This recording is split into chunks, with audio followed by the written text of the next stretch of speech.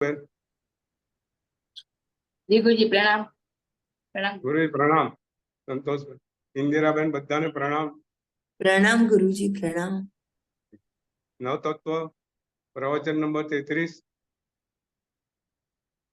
વિશ્વના સર્વ જીવોનું કલ્યાણ થાવ, મંગળ થાવ એવી સુંદર ભાવના સાથે આજના પ્રવચનની શરૂઆત કરશું.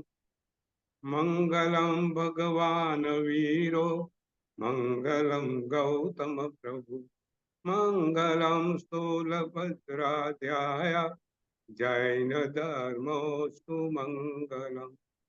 શિવમસ્તુ સર્વજગતઃ પરહિત નિરતા ભવન્તુ ભૂતગણા, દોષા પ્રયાન્તુ નાશમ, સર્વત્ર સુખી ભવતુ લોકઃ.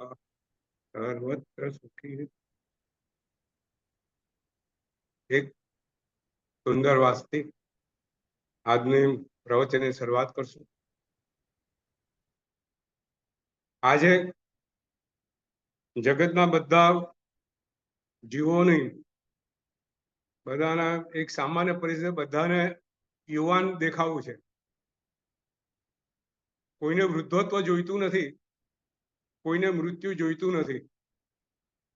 આજે તમે ચારે બાજુ જોશો વિજ્ઞાનની શોધો, આ શરીર વૃદ્ધત્વ ન પામે અને મૃત્યુ ના થઈ જાય એની પાછળની વિજ્ઞાને શોધો ચાલુ કરી દીધેલી છે.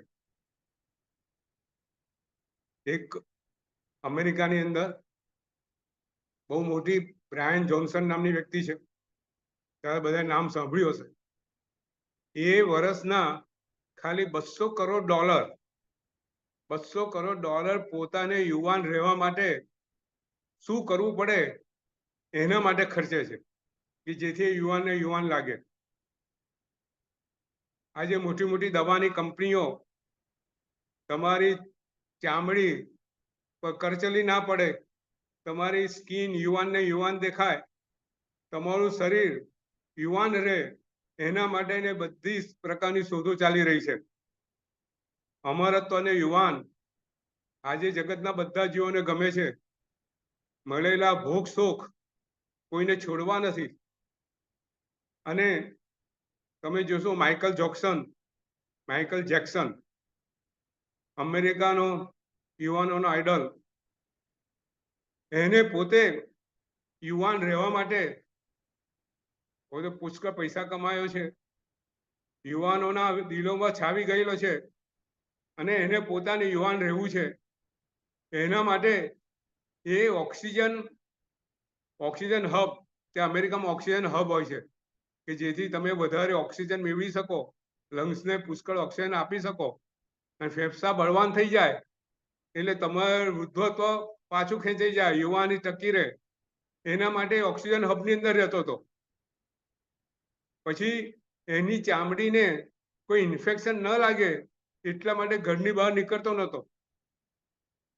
હવે માનસિક પરિસ્થિતિ એવી થઈ ગઈ આને કારણે કે દવાઓ પર દવાઓ લેવા માંડ્યો, અને બધાને ખબર છે છેલ્લે પરિસ્થિતિ માઇકલ જેક્સનની એવી આવી ગઈ કે એના વાળ બધા ખરી પડ્યા, એના ગાલ બધા ખરી પડવા માંડ્યા, એનું નાક સુદ્ધા ખરી પડ્યું.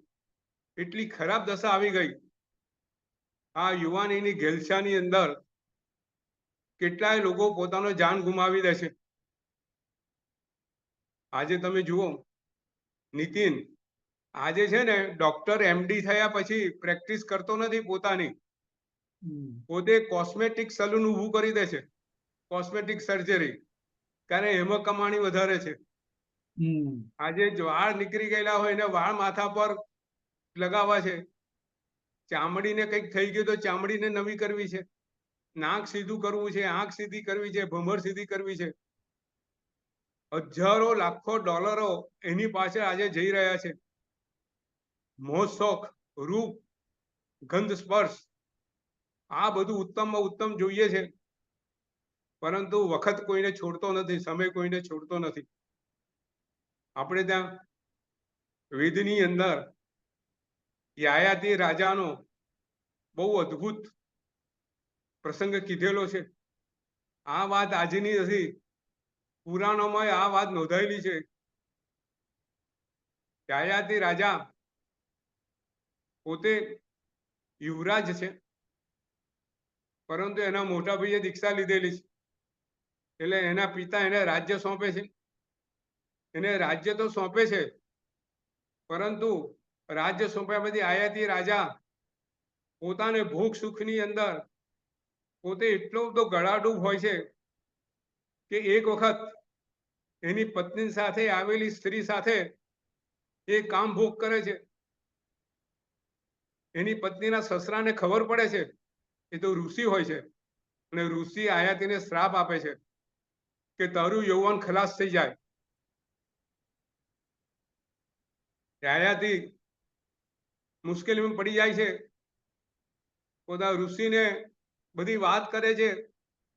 ત્યારે ઋષિ એને કહે છે કે તું તારા કોઈ બી પુત્રનું યૌવન તું લઈ લઈશ તો તારું યૌવન ટકી જશે. જો આ વાત કથાનક છે, અદ્ભુત કથાનક છે. યૌવન ટકાવવા માટે એ યયાતિ રાજા પોતાના પુત્ર પુરુ પાસે બધા એના પુત્રો ઘણા હોય છે, બધા પાસે માંગણી કરે છે, અને છેલ્લે પુરુ જે સૌથી નાનો પુત્ર છે એ પોતે તૈયાર થાય છે. પિતાને કહે છે તમે મારું આયુષ્ય લઈ લો અને હું વૃદ્ધ બની જઈશ, મને વાંધો નથી. અને યયાતિ એ પુરુનું યૌવન લઈ લે છે,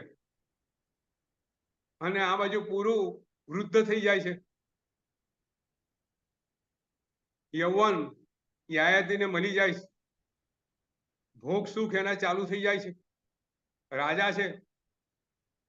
અને વખત એવો આવે છે ભોગ સુખ કરતા કરતા કરતા એ કંટાળી જાય છે.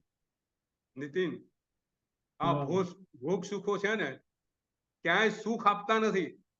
હા, ટેમ્પરરી બધું. એ ટેમ્પરરી છે. આપણે તેને તલવારની ધાર જેવું કીધું છે કે તલવારની ધાર પર મધ લગાડેલું હોય અને મધ ચાટતા ચાટતા તલવાર વડે આપણી જીભ કપાઈ જાય, એવા ભોગ સુખો છે. તમે ગુલાબજાંબુનો બહુ શોખ હોય તો ગુલાબજાંબુ ખાતા ખાતા ખાતા એક વખત એવો આવે કે હવે મને તમે ગુલાબજાંબુ આપતા નહીં, અને બીજે દિવસે લાવે ને તોય તમે ના પાડી દો. એટલે વિષયોની બધી જે લંપટતા છે, વિષયોની જે ઈચ્છા છે એ ટેમ્પરરી છે. અને અહીંયા આયાતી રાજા પોતાને બહુ દુઃખ થાય છે કે મેં આ ભોગ સુખ માટે શું કર્યું. આ વિચાર કરે છે કે આ ભોગ સુખો ભોગવવા એ અગ્નિમાં ઘી નાખવા જેવું છે. જેમ અગ્નિમાં ઘી નાખીએ અને વધારે પ્રજ્વલિત થઈ જાય, આગ વધારે ઉઠે, એમ આ ભોગ સુખો ના સાધનોથી ભોગ સુખો ક્યારે ક્ષમતા નથી, તો ભોગ સુખની આગ વધતી જાય છે. આયાતી રાજા વાર્તા આગળ વધે છે. આયાતી રાજા પોતાના દીકરા પુરુને પાછો બોલાવે છે અને કહે છે કે એ દીકરા, આ યૌવન તારું પાછું લઈ લે, હું એને લાયક નથી. અને આ યૌવન પોતે પુરુને પાછું સોંપી દે છે, અને આયાતી ત્યાંથી સંન્યાસના માર્ગે ચલી જાય છે. વાત એ છે કે આજે વિશ્વ ભોગ સુખની પાસે પડેલું છે. ઇન્દ્રિયના વિષયો માં જેનું સુખ દેખાય છે, ત્યારે ભગવાને આપણને સમજાવ્યું છે કે આ વિષયોના સુખ એ ટેમ્પરરી છે, એટલું નહીં એ સરવાળે દુઃખ આપવા વાળા છે. અને માટે જ આ ભોગ સુખોને તમે છોડો, ભોગ સુખોને તમારે વિષયો પરની વૃત્તિને તમે કાબુમાં રાખો. અને એટલા જ માટે આપણા ધર્મની અંદર દાનશીલ, તપ ને ભાવની વાત સમજાવેલી છે. સુંદર વાતો આ રીતે આપણે આપણા જીવનમાં ઉતારીએ અને આપણું જીવન એ રીતે આગળ વધારીએ. ન તત્વ દ્વારા આ બધી વાતો આપણને ખૂબ સુંદર રીતે સમજાવવામાં આવેલી છે.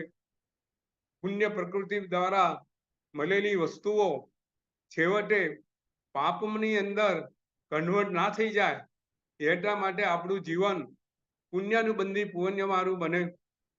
જે કઈ સાધનો મળ્યા છે એનો ઉપયોગ બીજાના દુઃખ દૂર કરવા માટે, શાસનની જે કઈ કાર્યો છે એના માટે વપરાય અને એના માટે આપણે આગળ વધીએ એ રીતની વાત આપણે શાસ્ત્રમાં ઘણી કીધેલી છે. આજે આપણે પુણ્ય પ્રકૃતિ, મેં તમને એક ચાર્ટ આપેલો છે. બધાને ચાર્ટ બધાએ ઘણા લોકોએ જોયો છે, નહીં જોયો હોય, પણ આજે પુણ્ય પ્રકૃતિનું આજે છેલ્લું પ્રવચન છે. અને આજે જે 42 પુણ્ય પ્રકૃતિ છે એ 42 પુણ્ય પ્રકૃતિઓ કયા જીવની કેટલી હોય છે એની આજે આપણે ચર્ચા કરવાની છે. એક ચાર્ટ આખો મોકલેલો છે. જો બધા પાસે ચાર્ટ કોઈએ પ્રિન્ટ કાઢ્યો તો નજર સામે રાખજો. પરંતુ અહીંયા એ ચાર્ટ જોઉં છું, અહીંયા મને ગેલેરીમાંથી જો મુકાતો હોય તો મૂકું છું.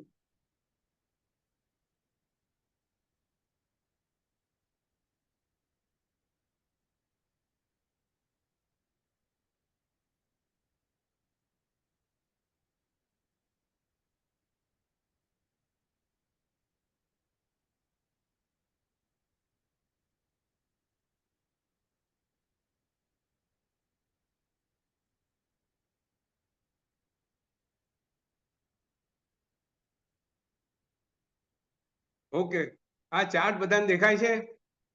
હા દેખાય. ઓકે દેખ- ઓકે, સરસ. દેખાય છે.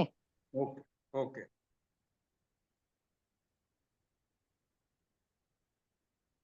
જુઓ, આપણી પુણ્ય પ્રકૃતિ ટોટલ 42 છે. હવે 42 પુણ્ય પ્રકૃતિમાં નરક ગતિને કેટલી છે, તિર્યંચ ગતિને કઈ કઈ છે, મનુષ્ય ગતિને કઈ કઈ છે, દેવ ગતિમાં કઈ કઈ છે અને વિકલેન્દ્રિયમાં કઈ કઈ છે, એ પુણ્ય પ્રકૃતિઓ આજે અહીંયા આપણે ચાર્ટ દ્વારા આપણે સમજવાનો પ્રયત્ન કરશું. જો નરક ગતિને પણ પુણ્ય પ્રકૃતિ હોય છે.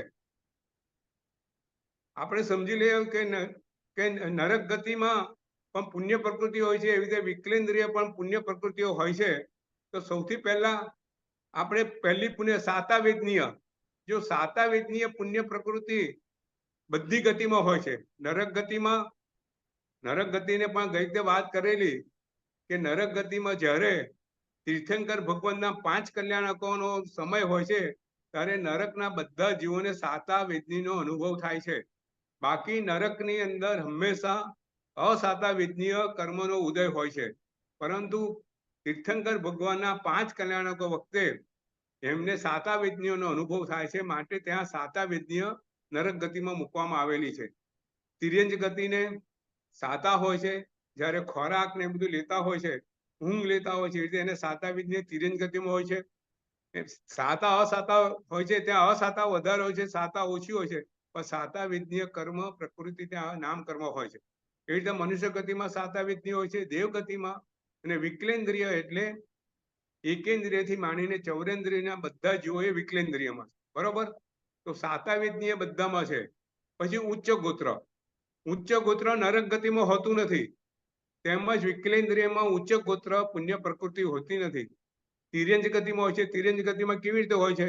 ભાઈ સિંહ એ ઉચ્ચ ગોત્ર કહેવાય, ગધેડો એ ઉચ્ચ ગોત્ર ન કહેવાય. એ રીતે તિર્યંચ ગતિની અંદર ઉચ્ચ ગોત્ર, મનુષ્ય ગતિની અંદર ઉચ્ચ ગોત્ર, દેવ ગતિની અંદર દેવોમાં પણ ગોત્ર વિભાગ હોય છે. વૈમાનિક દેવો, પછી જ્યોતિષ દેવો, ભોનપતિના દેવો, વાનવેંતરના દેવો, આ રીતના અલગ અલગ ગોત્ર દેવગતિમાં હોય છે. અને વિકલેન્દ્રની અંદર ઉચ્ચ ગોત્ર હોતું નથી, બરાબર. પછી આગળ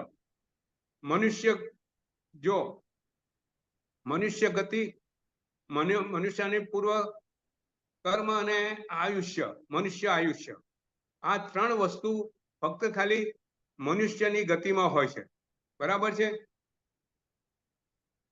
મનુષ્ય ગતિ, મનુષ્યનું પૂર્વી કર્મ અને મનુષ્યનું આયુષ્ય એ ફક્ત ખાલી મનુષ્ય ગતિમાં હોય છે, એ સિવાય કશામાં હોતું નથી. આગળ એટલે એને મનુષ્ય ત્રિક કહેવામાં આવે. મનુષ્ય ત્રિક મનુષ્ય ગતિમાં હોય છે. એવી રીતે દેવત્રિક એટલે દેવની ગતિ, દેવાનું પૂર્વ કર્મ જેને દેવગતિમાં લઈ જાય, અને દેવનું આયુષ્ય એ ફક્ત ખાલી દેવગતિમાં હોય છે, બીજા કોઈમાં હોતું નથી. પંચેન્દ્રિય, પંચેન્દ્રિય ક્યાં ક્યાં હોય છે? નરક ગતિમાં હોય છે, તિર્યંચ ગતિમાં હોય છે, મનુષ્ય ગતિમાં હોય છે, દેવગતિમાં હોય છે. પણ વિકલેન્દ્રિયમાં પંચેન્દ્રિય જાતિ કર્મ હોતું નથી. વિકલેન્દ્રિય કયા કયા ઇન્દ્રિય વાળા હોય? કાં તો એકેન્દ્રિય હોય, કાં બે ઇન્દ્રિય, ત્રિન્દ્રિય, ચૌરેન્દ્રિય. પંચેન્દ્રિય વિકલેન્દ્રિયમાં હોય નહીં. એટલે એ પુણ્ય કર્મ પંચેન્દ્રિય જાતિ કર્મ વિકલેન્દ્રિયમાં હોતું નથી. પછી ઔદારિક શરીર, ઔદારિક શરીર કોને કોને હોય? તો સૌથી પહેલું તિર્યંચને હોય, પછી મનુષ્યને હોય, અને વિકલેન્દ્રિયમાં હોય. જો દેવોને ઔદારિક શરીર ના હોય, દેવોને કયું શરીર હોય? વૈક્રિય. વૈક્રિય હોય. અને નરકમાં કયું શરીર હોય? વૈક્રિય હોય. એટલે ઔદારિક શરીર અને ઔદારિક ઉપાંગ એ બે પુણ્ય કર્મ ક્યાં ક્યાં હોય? તિર્યંચમાં હોય, મનુષ્ય ગતિમાં હોય, ને વિકલેન્દ્રિયમાં હોય. હવે આગળ જઈશું. વૈક્રિય શરીર, જો વૈક્રિય શરીરની વાત જરા સમજવા જેવી છે. વૈક્રિય શરીરના વૈક્રિય ઉપાંગ એ નરક ગતિમાં તો હોય જ. નરક ગતિના શરીર વૈક્રિય હોય. એ જો નરક ગતિમાં પુષ્કળ દુઃખ પડે, શરીરને કાપી કાઢે. બરાબર, આપણે નરક ગતિના દુઃખો બધા સાંભળ્યા છે. એ શરીરને કાપી કાઢે, બધા ભેગા થઈ જાય. બરાબર કે નહીં નીતિન? હા. તો એ વૈક્રિય શરીર છે એને કારણે ભેગા થાય છે. ઔદારિક શરીર હોય ને, તો આપણું શરીર ઔદારિક હોય, એને કાપી કાઢ્યું તો ક્યારેય ભેગું ના થાય. બરાબર, એને ટુકડા ટુકડા કરી નાખે. પારાનું પારો જોવે છે? પારો વૈક્રિય શરીરનું એક સાદું દાખલા જેવું, કે પારાના બધા છૂટા પડે, પારો પાછો ભેગો થઈ જાય, એક થઈ જાય. બરાબર, તો આવું વૈક્રિય શરીર નારકીયમાં હોય છે. એને કારણે એમને જે શરીરના જે દુઃખો છે એ વૈક્રિય શરીરને કારણે એ બધા દુઃખો એ લોકો સહન કરી શકે છે. વૈક્રિય શરીરને કારણે એ બધું વૈક્રિય શરીરને કાપી કાઢે, એને સળગાવી દે, પાછું ભેગું થઈ જાય. એટલે વૈક્રિય શરીર નરકને હોય છે, એના ઉપાંગ બી નરકમાં હોય છે. તિર્યંચ ગતિ પણ વૈક્રિય શરીર વાળા હોય છે. અમુક તિર્યંચોને સ્પેશિયલ લબ્ધિ હોય છે. આપણે ત્યાં હાથીની વાર્તા આવે છે, એવા ઘોડાની વાર્તા આવે છે કે જે વૈક્રિય શરીર વાળા હોય, એ અનેક પોતાના શરીર ઊભા કરી શકે. એવી રીતે મનુષ્યમાં પણ વૈક્રિય શરીર વાળા લબ્ધિ વાળા મનુષ્ય હોય છે. આપણે ત્યાં પૌરાણિક વાર્તા આવે છે કે રામાયણની અંદર યુદ્ધ થાય છે, તો રાવણ અનેક રૂપો કરીને ઉભો થઈ જાય છે. એવી રીતે મહાભારતમાં આવે છે કે ભાઈ જે રાક્ષસો છે પોતાના વૈક્રિય શરીર મોટા કરી દે છે, એના દ્વારા યુદ્ધ કરતા હોય છે. એટલે કે મનુષ્યની અંદર લબ્ધિધારી મનુષ્યો પાસે વૈક્રિય શરીર અને એના ઉપાંગ હોય છે. દેવગતિ તો વૈક્રિય વાળું હોય છે. અને વિકલેન્દ્રિય વૈક્રિય ક્યાં હોય છે સંતોષબેન?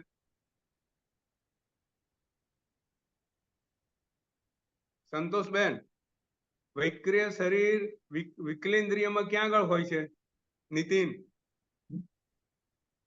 જ્યારે જે તેઓ વાયુ છે પોતાની વિકલેન્દ્ર એકેન્દ્રિયમાં હોય છે, બાદર વાયુ કાય ને. હા, સરસ સરસ. એકેન્દ્રિયમાં હોય છે બાદર વાયુ કાય. હા બરોબર. જે વાયુનું જે શરીર છે વૈક્રિય શરીર છે. એટલે વિકલેન્દ્રિય ખાસ એટલા માટે મેં ચાર્ટ બનાવ્યો છે કે આપણને ખ્યાલ આવે કે વૈક્રિય શરીર 5 ગતિમાં છે. જો નરક ગતિ, તિર્યંચ ગતિ, મનુષ્ય ગતિ, દેવ ગતિ ને વિકલેન્દ્રિયમાં અમુક જ ગુરુજી વસ્તુ 5 છે. તમે સમજો, ગુરુજી સાતાવિદ્ય કર્મ 5 છે. એવી પણ રીતે વિકલેન્દ્રિયમાં હોય છે. વૈક્રિય શરીર ગુરુજી 5 છે. હવે આહારક ગુરુજી એને શરીર અને આહારક ઉપાંગ ગુરુજી ક્યાં? ગુરુજી એક મિનિટ હા ગુરુજી હા એકેન્દ્રિયને આપ વિકલેન્દ્રિયમાં ગણાવો છો ગુરુજી? હા હા. તો આમ તો બે, પણ વિકલેન્દ્રિયમાં તો આપણે છે ને બે ઇન્દ્રિય તો પોતાની ઇન્દ્રિય અંદર સમજવા ચૌરિન્દ્રિય માટે જ મેં હોય છે. મૂકેલું છે. હા, આમ બે ઇન્દ્રિય થી ચૌરેન્દ્રિય વિકલેન્દ્રિય કહેવાય. પણ અહીંયા મેં કોઠા નાનો બને નહીં તો બહુ મોટો થઈ જાય, એટલે અહીંયા મેં ઓકે વિકલેન્દ્રિય એકેન્દ્રિય મૂક્યું છે. હા જી આ જી જરા મગજમાં બેસતું નહીં હતું ને એટલા માટે હા હા ક્વેશ્ચન કર. હા, ના બરાબર છે, બરાબર. જી જી જી હા. હા, હવે એટલે એકેન્દ્રિયમાં આ વૈક્રિય શરીર હોય છે. બરાબર. હવે આહારક શરીર કઈ ગતિમાં હોય? મનુષ્ય. મનુષ્ય મનુષ્ય ગતિમાં. ગતિમાં હોય. મનુષ્ય ગતિમાં હોય, ચતુર્દશ પૂર્વી હા, 14 બુદ્ધિ. જીવાધારી જે મનુષ્યો છે એમની સ્પેશિયલ લબ્ધિ હોય આહારક શરીર બનાવવાની. એ આહારક શરીર ફક્ત ખાલી મનુષ્ય ગતિમાં, આ એક જ એવું છે કે જે મનુષ્ય ગતિમાં હોય. પછી તેજસ અને કર્મ, તેજસ નામ કર્મ બધી ગતિમાં હોય. નરક ગતિમાં હોય. દરેક શરીરને તેજસ અને કાર્મણ વર્ગના હોય. બરાબર છે? એટલે 5 એ 5માં હોય. બરાબર. હવે વૃષભ, નારાજ, સંગયન. વ્રજ, વૃષભ, નારાજ, સંગયન જે સર્વશ્રેષ્ઠ સંગયન છે એ કઈ કઈ ગતિમાં હોય? એ તિર્યંચ ગતિમાં હોય, મનુષ્ય ગતિમાં હોય અને દેવ ગતિમાં હોય. સર્વશ્રેષ્ઠ જે સંગયન કીધું છે આપણે ગઈ વખતે વાત કરેલી કે વ્રજ, વૃષભ, નારાજ, સંગયન શ્રેષ્ઠ પુણ્ય પ્રકૃતિ છે. મનુષ્ય તીર્થંકરો છે, ચક્રવર્તી છે, એ બધાને આ હોય. તિર્યંચમાં પણ અમુક તિર્યંચોને આ પ્રકારનું સંગયન હોય અને દેવગતિમાં પણ હોય. પછી સમ ચતુર સંસ્થાન એ બી તિર્યંચમાં હોય, મનુષ્ય ગતિમાં હોય અને દેવગતિમાં હોય. પછી શુભ, વર્ણ, રસ, ગંધ, સ્પર્શ અને અગરુ, લઘુ એ 5 એ 5 ની અંદર હોય. શુભ વર્ણ વાળો એકેન્દ્રિય જીવ બી હોય, નરકમાં પણ હોય. નરકમાં બી શુભ રસ વાળા જીવો હોય. એટલે નરકની અંદર બી આપણે ત્યાં શાસ્ત્રમાં શુભ રસ, ગંધ, સ્પર્શ ને એ બધું 5 એ 5 ની અંદર મૂકવામાં આવ્યું છે. એવી રીતે પરાઘાત નામ કર્મ એટલે કે જેનાથી એ જે બોલે જેનાથી પ્રભાવ પડે એવું નામ કર્મ એ 5 એ 5 ગતિમાં હોય. પછી શ્વાસોશ્વાસ એ બી 5 એ 5 ગતિમાં હોય. અને આતાપ, ઉદ્યોત, આતાપ નરક ગતિમાં ના હોય, તિર્યંચ ગતિમાં હોય, મનુષ્ય ગતિમાં ના હોય, દેવ ગતિમાં ના હોય અને વિકલેન્દ્રિયમાં હોય. વિકલેન્દ્રિય એટલે જે પૃથ્વીકાય એકેન્દ્રિય. આપણે વનસ્પતિ એકેન્દ્રિયમાં. કાય. હા, બરાબર. પછી જી. શુભ વિયોગ ગતિ. શુભ વિયોગ ગતિ એટલે ચાલવાની પદ્ધતિ. સુંદર રીતે ચાલો. આપણે ત્યાં સ્ત્રીઓના જે આ લોકો મોડર્નમાં કેક વોક કે છે, આવી સુંદર હંસની ગતિ આપણે લખી છે કે હંસની ગતિ એ સુંદર ગતિ, ચાલવાની ગતિ કહેવાય. એક કોનામાં હોય? તિર્યંચમાં હોય, મનુષ્યમાં હોય, દેવગતિમાં હોય. નિર્માણ એટલે શરીરનો આકાર, વ્યવસ્થિત આકાર શેમાં હોય? બધી 5 એ 5 ગતિમાં હોય. પછી ત્રસ ક્યાં ક્યાં હોય? ત્રસ જો આમ તો ત્રસ 5 એકેન્દ્રિય સિવાય 5 એ બધામાં 5 ની અંદર ત્રસ નામ કર્મ હોય. બરાબર છે? બાદર નામ કર્મ 5 એ 5માં હોય. સૂક્ષ્મ એકેન્દ્રિય સિવાય બાદર નામ કર્મ બધામાં હોય. બરાબર છે? પર્યાપ્તિ અને પ્રત્યેક જો આ બધા મેં ગ્રુપ એટલા માટે પાડ્યા છે કે જેથી એક કાગળ આવી જાય. પર્યાપ્તિ બધામાં હોય. બરાબર છે ને? નહીં તો એ જીવ અપર્યાપ્ત જીવનું આપણે કોષ્ટક બનાવ્યું નથી. બરાબર? અપર્યાપ્ત જીવ ફક્ત એટલે અંતમુહૂર્ત જીવી અને એનું મૃત્યુ થઈ જાય છે. એટલે અહીંયા પર્યાપ્તિ વાળા બધા જીવો છે. બરાબર? પછી પ્રત્યેક અહીંયા જો સૂક્ષ્મ જીવોની વાત નથી કરતા. જે અનંતકાય જીવો છે, સાધારણ જીવોની વાત નથી. અહીંયા પ્રત્યેક જીવો એટલે એકેન્દ્રિય પ્રત્યેક એવી રીતે દરેકે દરેક જીવોમાં પ્રત્યેક નામ કર્મ હોય છે. એટલે સ્થિર નામ કર્મ બી બધા જીવોમાં હોય છે. એવી રીતે શુભ અને સૌભાગ્ય નામ કર્મ પણ બધા જીવોમાં હોય છે. સુસ્વર બોલવાનું, સુસ્વર નરકમાં હોતો નથી. નરકના જીવોને સુસ્વર નથી હોતો. તિર્યંચ ગતિમાં હોય કોકિલ કંઠી. બરાબર છે? મનુષ્ય ગતિમાં અને દેવ ગતિમાં હોય છે. અને સુસ્વર એ વિકલેન્દ્રિયમાં હોતો નથી, એકેન્દ્રિય તો સ્વર હોતો નથી. બરાબર? આદે નામ કર્મ એ ફક્ત ખાલી તિર્યંચ, મનુષ્ય અને દેવ ગતિમાં હોય છે. યશ નામ કર્મ નરકમાં હોતું નથી. એ તિર્યંચમાં યશ નામ કર્મ હોય. સેચનક આદિનું બહુ મોટું યશ નામ કર્મ હતું. મનુષ્યમાં યશ નામ કર્મ હોય, દેવોમાં યશ નામ કર્મ હોય, અને વિકલેન્દ્રિયમ બી યશ નામ કર્મ બતાવવામાં આવ્યું છે. 2 ગતિ 3 ગતિ આપણને ખ્યાલ નથી પણ કેવી રીતે છે, પણ શાસ્ત્રમાં યશ નામ કર્મ 2 ઇન્દ્રિયથી 4 જીવોને યશ નામ કર્મ આપેલું છે. હવે તિર્યંચ આયુષ્ય, જો તિર્યંચ આયુષ્ય ગઈ વખતે વાત કરેલી, તિર્યંચ આયુષ્ય એ શુભ એ પુણ્ય પ્રકૃતિમાં આપવામાં આવેલું છે. જો તિર્યંચની ગતિ છે ને એ પાપ પ્રકૃતિ છે, પણ તિર્યંચનું આયુષ્ય શુભ પ્રકૃતિ છે. તો કેમ કે તિર્યંચને આયુષ્ય મળ્યા પછી, તિર્યંચ ગતિમાં આવ્યા પછી કોઈ બી તિર્યંચને મરવું ગમતું નથી, બરાબર ને? કોઈ બી જે તિર્યંચનો જીવ હોય, કીડીને તમે મારી નાખો એ ગમે? એ ન ગમે. એટલે જે જીવ માટે તિર્યંચનું જે આયુષ્ય પુણ્ય કર્મ છે, એટલે તિર્યંચ આયુષ્ય પુણ્ય કર્મમાં મૂકવામાં આવ્યું છે. અને તીર્થંકર નામ કર્મ, તીર્થંકર નામ કર્મ ફક્ત ખાલી મનુષ્ય ગતિમાં હોય છે. હવે તમે જુઓ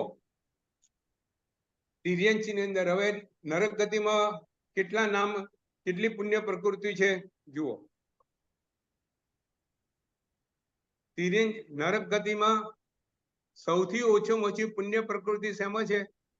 નરક ગતિમાં છે. કેટલી? 20. જો ઉપર મેં લખેલું છે, પુણ્ય પ્રકૃતિઓ 20 નરક ગતિમાં છે. તિર્યંચ ગતિમાં કેટલી છે? 32. મનુષ્ય ગતિમાં સૌથી વધારે છે. મારે આ વાત કેવી છે, સૌથી વધારે પુણ્ય પ્રકૃતિ ક્યાં છે? 37 મનુષ્ય ગતિમાં છે.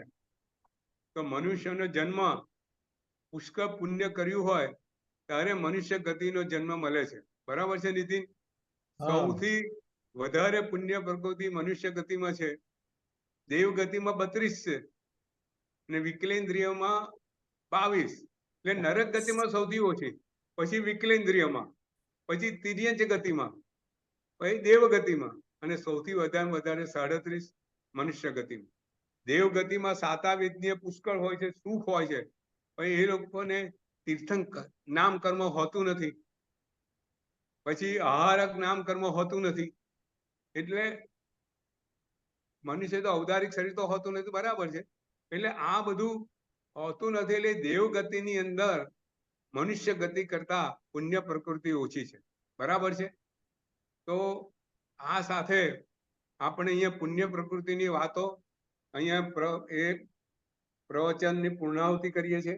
અહીંયા કોઈને પ્રશ્ન હોય તો વાત કરજો. આ કોઠો તમને ક્યાંય બીજે કશે કોઈ પુસ્તકમાં મળશે નહીં. એટલે આ બધા આ જે ટેબલ છે એની પ્રિન્ટ કઢાઈને જોડે રાખજો. ક્યારેક બી જોવાનું મન થાય તો આ કોઠામાં તરત ખબર પડી જશે કે કયા ગતિને કઈ પુણ્ય પ્રકૃતિ હોય છે, બરાબર છે. કોઈ પ્રશ્ન ખરો અહીંયા? સંતોષબેન, નીતિન? જે નહીં ગુરુજી, જે નહીં. તો આ છે ને ક્યાંય કોઈ બી પુસ્તકમાં આપેલું નથી. સંતોષબેન, એ કોઈ भी पुस्तक में दिया नहीं है ऐसा टेबल। हाँ, इतना क्लियर नहीं दिया है, ऐसा नहीं दिया हुआ है। सरस फोटो बनाओ છે। हाँ, खूब मेहनत करते हैं, बहुत मेहनत की आपने। नहीं क्योंकि तभी समझ में आएगा ना अच्छी जी तरह। गुरुजी, बिल्कुल बिल्कुल सही कह रहे हैं। नहीं तो पढ़ के चला जाता है, याद नहीं रहता सही है। कह रहे हैं। हाँ, जी जी जी। अभी कहाँ भी प्रश्न हो तो एक टेबल ओपन करके आप देख सकते हो। जी बिल्कुल सही कह रहे हैं। अभी પુણ્ય પ્રકૃતિ નો અહીંયા આપણે સમાપ્ત કરીએ છીએ. અને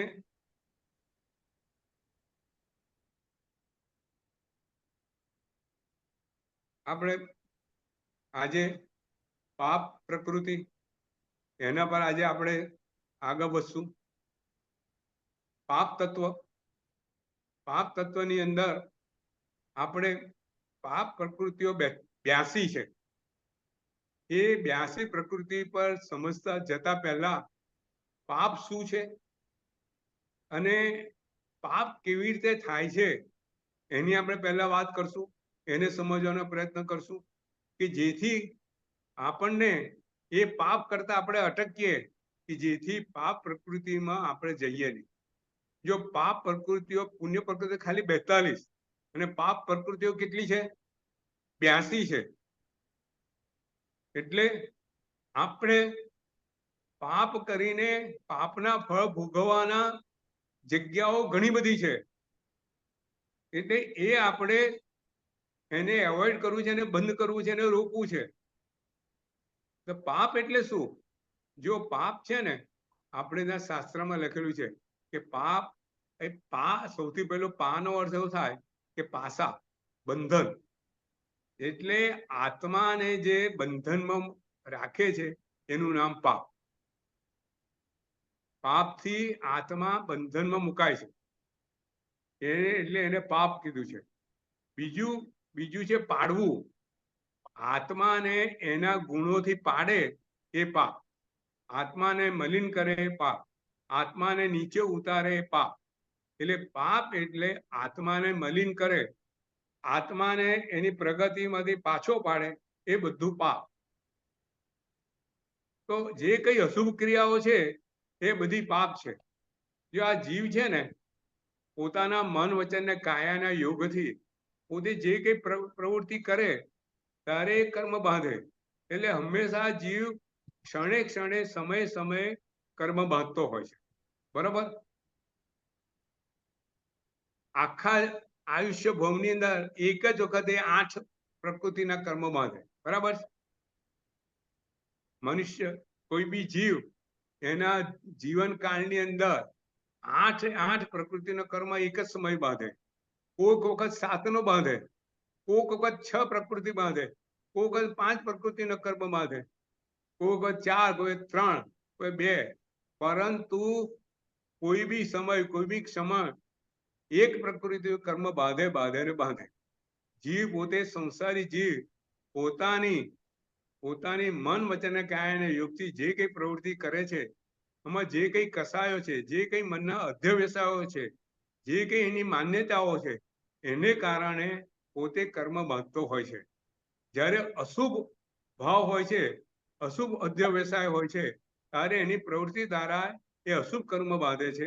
અને જ્યારે શુભ ભાવ હોય છે, શુભ અધ્યવસાય હોય છે, ત્યારે શુભ કર્મ બાંધે છે.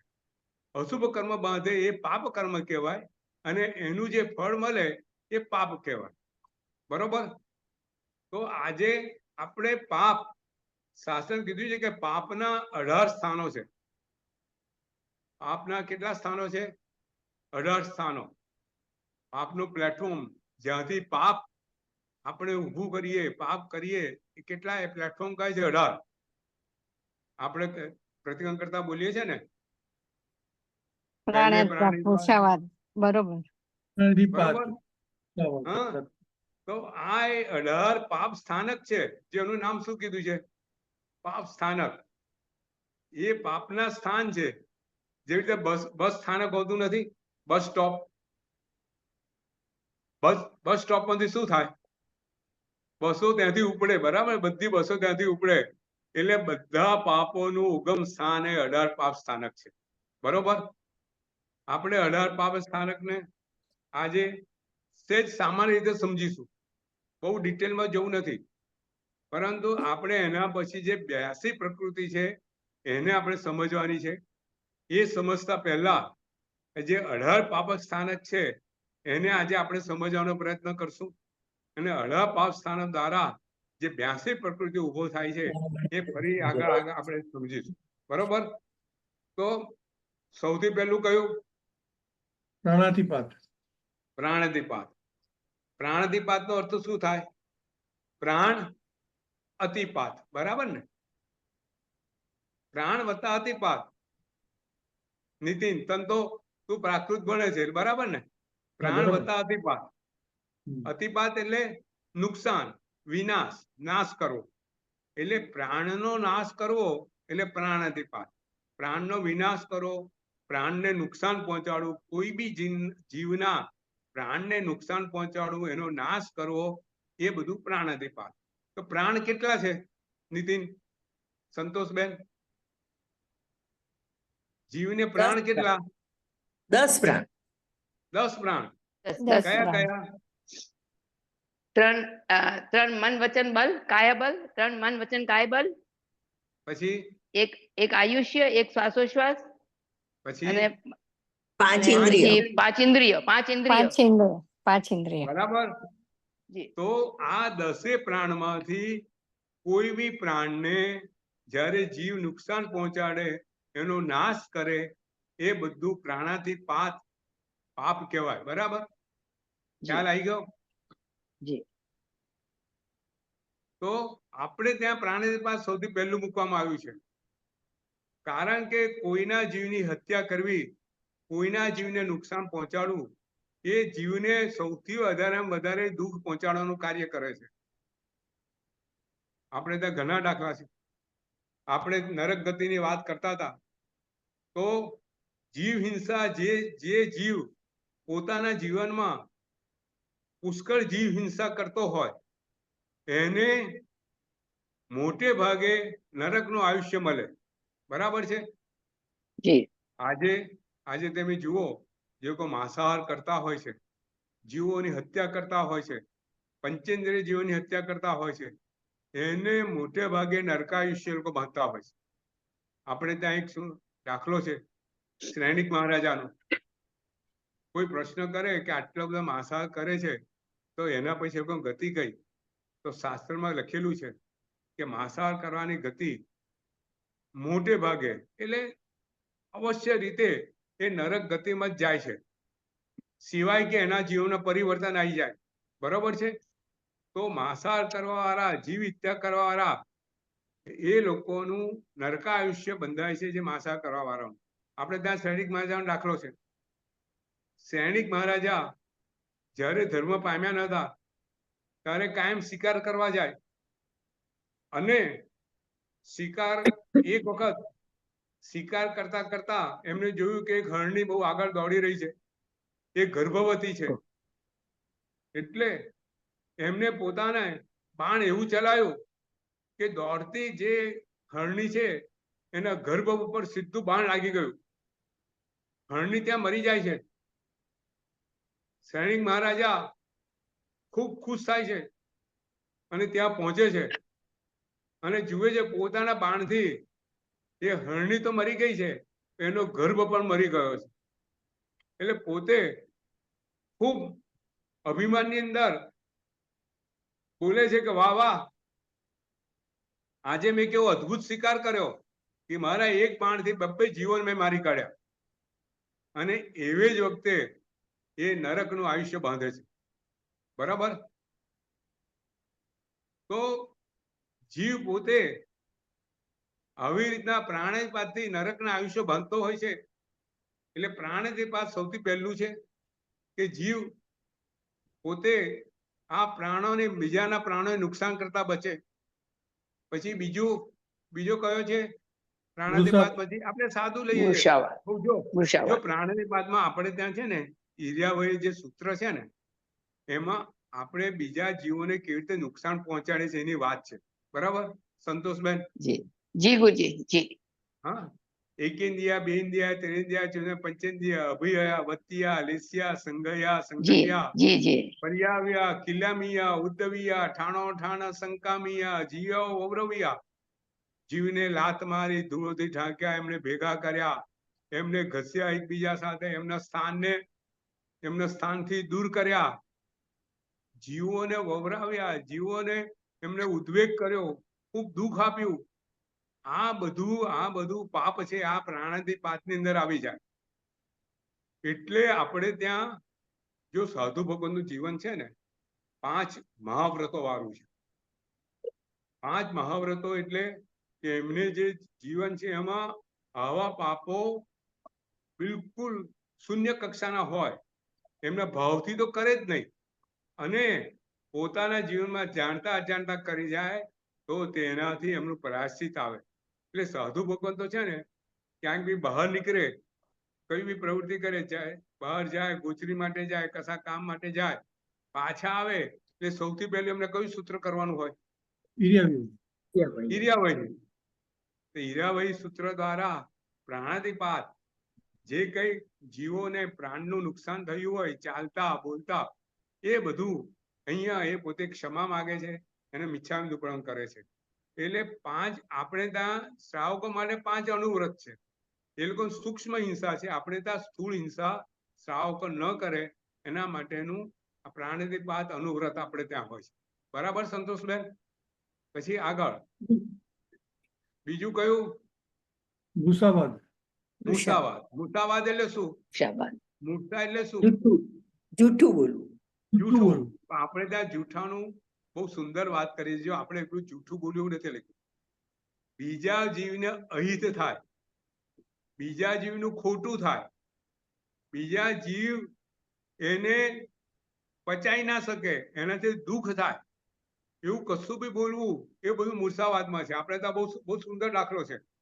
જુઓ, આપણે એની બધી આગળ વાત કરશું, પણ આપણે ત્યાં એક દાખલો એવો છે કે એક મુનિ ભગવાન ધ્યાનમાં ઉભેલા છે અને ધ્યાનમાં ઉભેલા હોય છે અને જુએ છે કે એક બકરી દોડતી દોડતી આગળ જતી રહે છે. આગળ જતા 2 માર્ગ છે અને બકરી એક માર્ગ જાય છે અને બીજો માર્ગ પર જતી નથી. થોડી વારમાં શિકારીઓ આવે છે. હવે શિકારી આવીને મુનિ ભગવાનને પૂછે છે કે ભાઈ બકરી કયા રસ્તે ગઈ છે? તો બોલો મુનિએ શું કરું? મુનિ તો જુઠ્ઠું નહીં બોલવાનું તો મહાવ્રત છે. बराबर है संतोष में? साधु भगवान तो महाव्रत है, वो असत्य बोल नहीं सकते हैं. तो मुनिए શું કરવાનું? મૌન મૌન રહેશે. મૌન રહેશે. મૌન રહેશે, નહીં તો પછી એની હિંસા થઈ જાય ને. મૌન થઈ જાય. પહેલા જીવને બચાવવાનો પ્રયત્ન કરશે ને. એ જીવ જો છે ને, આપણે ત્યાં આગળ આ વાત કરશું. આપણે ત્યાં એક પ્રશસ્ત અને અપ્રશસ્ત આ 2 વાત લખેલી છે. ભગવાનની પૂજા આપણે કરીએ, જીવ હિંસા થાય એ પ્રશસ્ત હિંસા કે અપ્રશસ્ત હિંસા? અપ્રશસ્ત હિંસા. પ્રશસ્ત પ્રશસ્ત કરવા જેવી. પ્રશસ્ત એટલે કે સારી. આપણે વાત આગળ કરવી છે. આપણે અત્યારે પ્રશ્ન આજે આ દાખલો છે જે વાત કરું છું, આપણે એના માટે બધા અડાપાવ સ્થાન થયા પછી એની વાત આપણે કરવી છે. પરંતુ અહીંયા પ્રશસ્ત હિંસા, એ જીવને બચાવવાનું છે. બકરી એ નિર્દોષ જીવ છે, એને મારી નાખવાનું સ્વીકારે કોઈ કારણ નથી. તો મુનિ ભગતનું કામ એ જીવને બચાવવાનું છે. કે શું કરે? તો કાં મૌન રહે, કાં એને ખોટો માર્ગ આપે કે જીવ પેલું ત્યાં માર્ગે જાય એને બચી જાય બકરી. બરાબર છે? જો આપણે ત્યાં મેતાર્ય મુનિનો ખૂબ સુંદર દાખલો છે. નીતિન,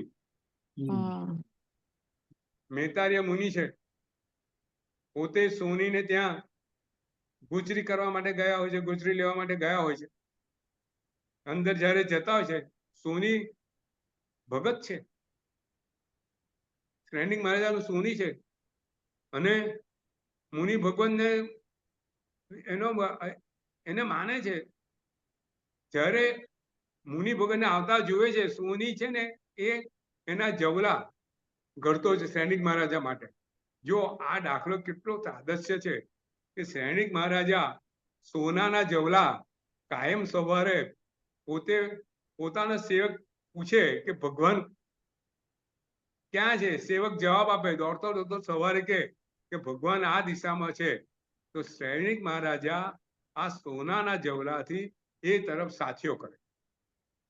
હવે આ જવલા આ સોની ઘડતો હતો અને મેતારે મુનિને આવતા જુએ છે. સોની ખુશખુશ થઈ જાય છે, પોતે જવલા ઘડતો ઘડતો મૂકી અને અંદર જાય છે. મેતારે મુનિને માસક સમણનું પારણું છે. મેતારે મુનિ એટલે શ્રેણિક મહારાજાના જમાઈ, પોતે દીક્ષા લે છે અને અહીંયા પોતે ગુજરી લઈ અને પાછા નીકળે છે. મેતારે મુનિ જુએ છે જે ત્યાં ઉપર જે ચકલો છે, આ બધા જવલા એ ચણી ગયો હોય છે. સોની પાછો આવે છે અને જુએ છે કે સોનાના જવલા છે ને. પોતે વિચાર કરે છે કે આ સોનાના જવલા હું ઘડતો હતો અને આવ્યા છે તો મેત્યારે મુનિ એકલા જ, બીજું કોઈ આવ્યું નથી. અને હું પાછો નીકળ્યો, મેત્યારે મુનિ આગળ ગયા અને હું પાછો નીકળ્યો ના જવલા નથી. પહેલા તો વિચાર કરે છે મેત્યારે મુનિ એ તો શ્રેણી મારા જમાઈ છે અને પોતે રાજના રાજા હતા, તો આવું કરે નહીં. તો જવલા આટલા બધા ગયા ક્યાં? એને ચિંતા થાય છે, વિમાસન થાય છે કે લાઈને પહેલા એમને જ પૂછી જોઉં મેતારિયા મુનિને કે જવલા ગયા ક્યાં. મેતારિયા મુનિને પૂછવા જાય છે. મેતારિયા મુનિને ખબર છે જવલા પેલો ચકલો ચરી ગયો છે અને જો કહે તો આ સોની એ ચકલાનું પેટ ચીરી અને બધા જવલા કાઢી નાખે. એટલે મેતારિયા મુનિ મૌન થઈ જાય છે, કશું બોલતા નથી. સોની વારંવાર પૂછે છે પણ મેતારિયા મુનિ એક અક્ષર બોલતા નથી, જવાબ આપતા નથી. સોનીને પૂરો ડાઉટ પડી જાય છે. શું શંકા થઈ જાય છે કે આ જવલા લેવા વાળું મેતારિયા સિવાય કોઈ છે નહીં. મેતારિયા મુનિ ગોચરી વાપરી અને પોતે પાછા ધ્યાનમાં જતા રહે. એક તે આખી મુનિ મહારાજની સાધુ જીવનની આ પદ્ધતિ છે. એ લોકો બહાર ધ્યાન ધરે, પોતે બહાર જંગલમાં ધ્યાન ધરે છે. સોની એમની પાછળ પાછળ જાય છે અને એને લાગે છે કે મેતારિયા મુનિએ આ જવલા અહીંયા સંતાડવા જતા હશે. એને ડાઉટ છે મેતારિયા મુનિ ગુજરાત સીધા બહાર કેમ જાય છે. એ છુપાઈ ને મેતારિયા મુનિ પાછળ જાય છે.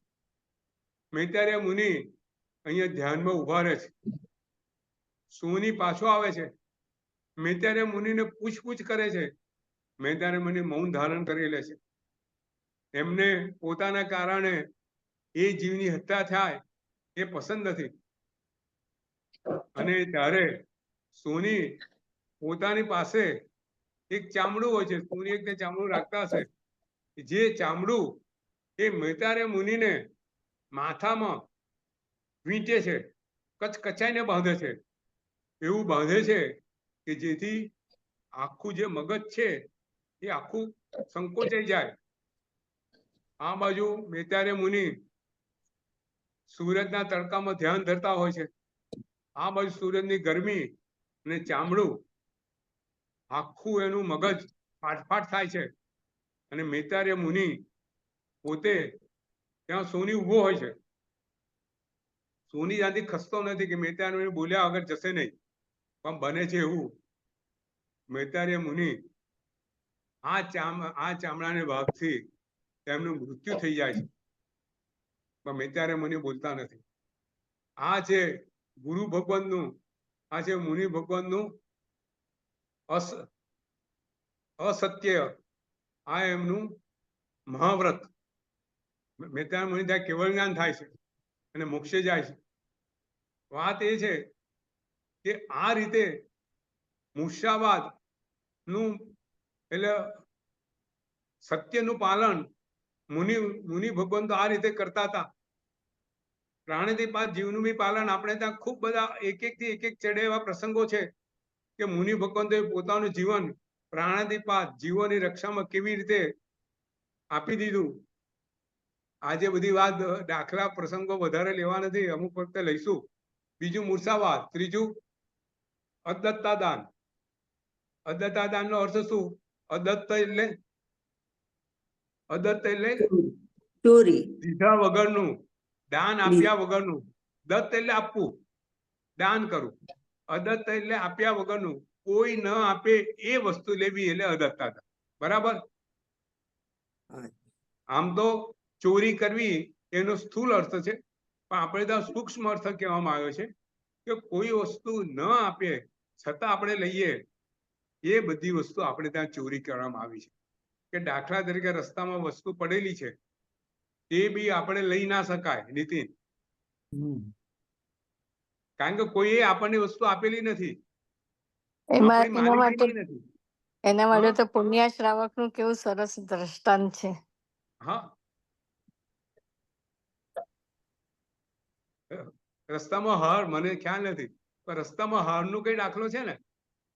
ના, એને રસ્તામાં એને એટલે એની વાઈફ છાણા હોય ને, છાણા હા, એ બરાબર છે. એ એ એ એ દાખલો એ લઈ લે એ છે, દાખલો તો એમને સામયિકમાં મન નથી લાગતું. વિચાર કરો. હા, એ છાણા લઈ આવી હોય છે, બરાબર છે. હા આ દાખલો હા ખ્યાલ આવી ગયો કે જો આ બહુ સુંદર મીના યાદ કરાયો કે અદતાદાન આપણે ત્યાં શું છે. ભગવાન મહાવીરે પુણ્ય શ્રાવકનું સામાયિકનો કેમ વખાણ કર્યા? કોઈ કારણ તો હોય ને. એક તે કેટલા શ્રાવકો હતા, સાધુ ભગવંતો હતા, છતાં બી પુણ્ય શ્રાવકનું સામાયક ભગવાને કેમ વખાણ કર્યું? અને સૈનિક મહારાજાને કીધું કે પુણ્ય શ્રાવકને એક સામાયક જો તને પુણ્ય મળી જાય ને તો નરકનું બધું આયુષ્ય તરી જતું. એટલું અજબ ગજબ કોટીનું પુણ્ય એક સામાયિક દ્વારા પુણ્ય શ્રાવક બનતા હતા. એનું કારણ શું? એવું અદ્ભુત સામાયિક શું હતું?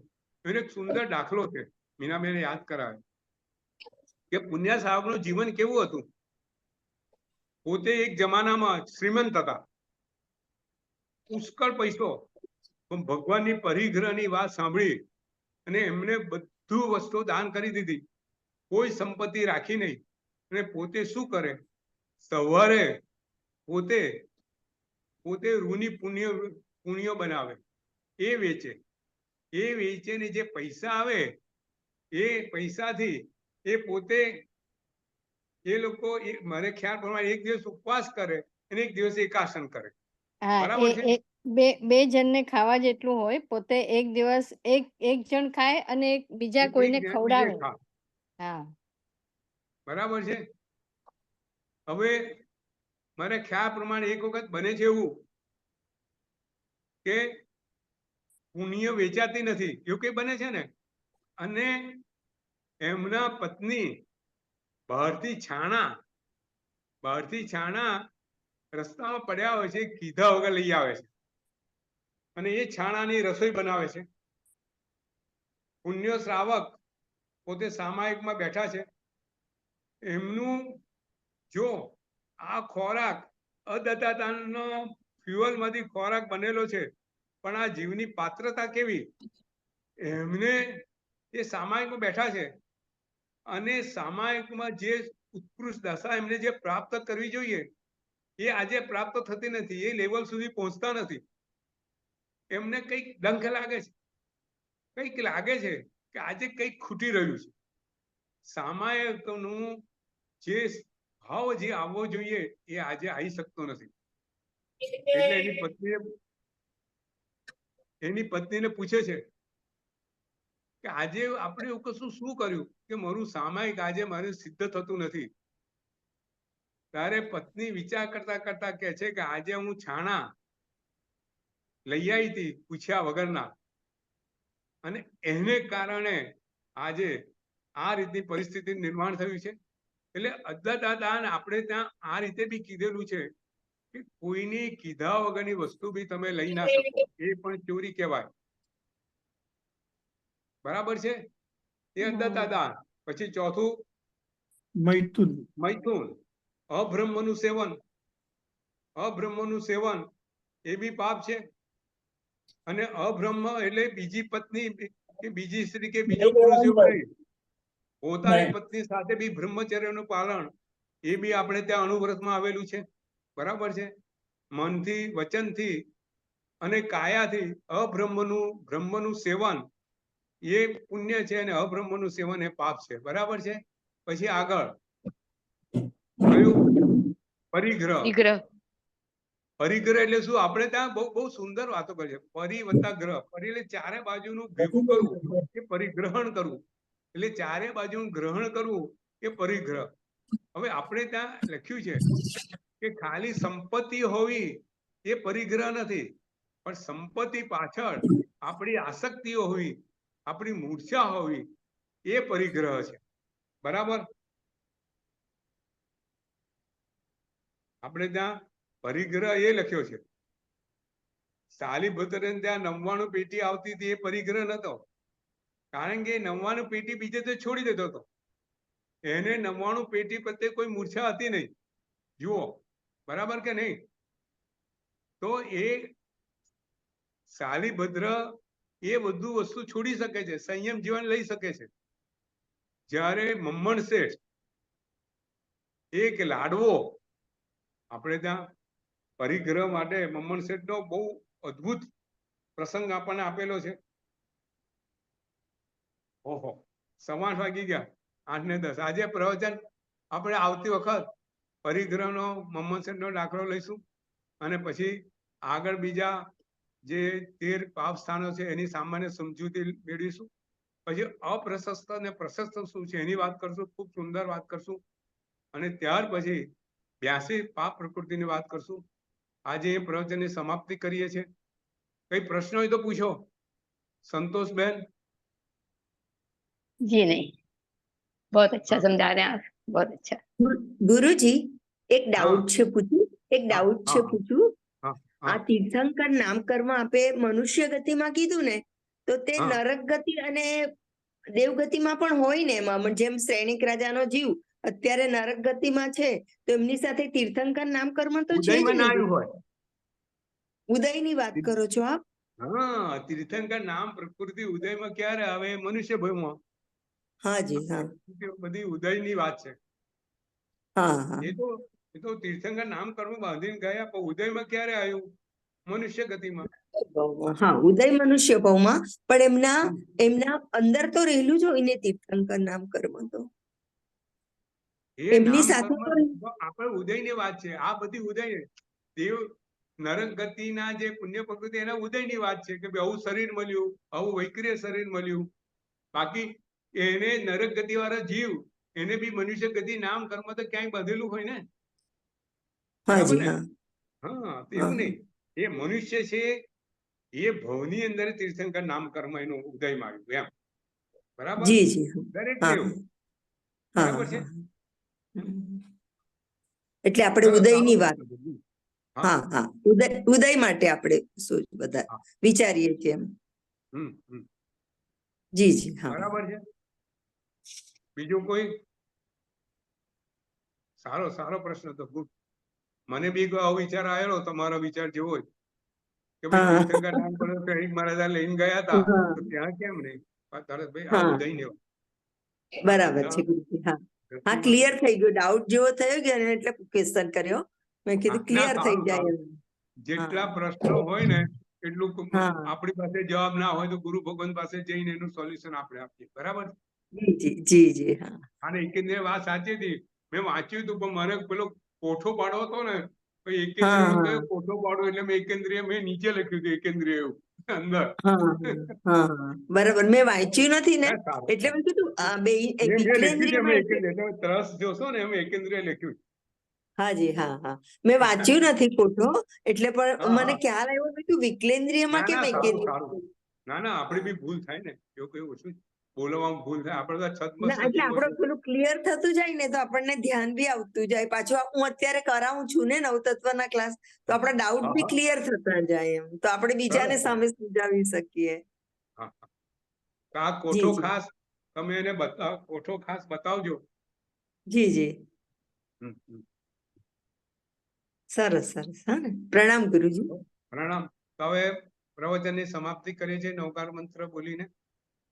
નમો અરિહંતાણમ, નમો સિદ્ધાણમ, નમો આયરાણમ, નમો વજ્રાયણમ, નમો નવે સંપસામ, નમે સો પંચ નમુકારો શુભ પાવ પ્રણાધણો, મંગલાણં ચ સભ્યસિમ પરમં દ્વૈ મંગલમ, જેનાજ્ઞા વિરુદ્ધ કે બોલાય તે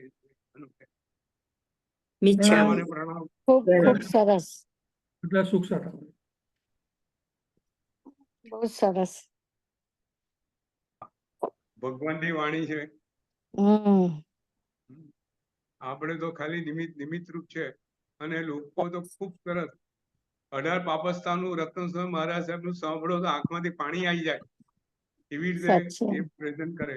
આપણે તો એ બધો સમય છે નહીં એટલો બધો, છતાંય થોડું કંઈક લઈશું, સેશન લેતા જઈએ છે, થોડું કંઈક લઈશું દાખલા દ્વારા, કે જેથી આપણે તો બધા આપણી આપણે તો ડગલે ને પગલે 18 પાપના કપડા ચાલુ જ હોય છે, ચાલુ જ હોય છે. બિલકુલ બિલકુલ સાચી વાત. એટલે આપણે પાપ કર્મ વધારે બાંધીએ છીએ જુઓ, પુણ્ય કર્મ કરતા. સાચી વાત છે. ખરેખર તો મનુષ્ય ભાવમાં બંને કર્મ તોડવાના છે. પાપ કર્મ તો બધા કાઢી નાખવાના, પુણ્ય કર્મ બી ઓછું કરવાનું. નિર્જરા છે, મનુષ્ય ભાવ જ નિર્જરા કરી શકે એમ છે. બરાબર કે નહીં? ખાલી મારા સાહેબ થાવ તો આ બધું ઓછું થાય, બંધ થાય એવું છે. હા, સાચી વાત છે. ટ્રાય સંયમ કરવાની આપણે. જીવનમાં કર્મની નિર્જરા થાય છે. પુણ્ય તો બંધાય છે, પણ કર્મની નિર્જરા ત્યાં મેજર છે. કર્મની નિર્જરા.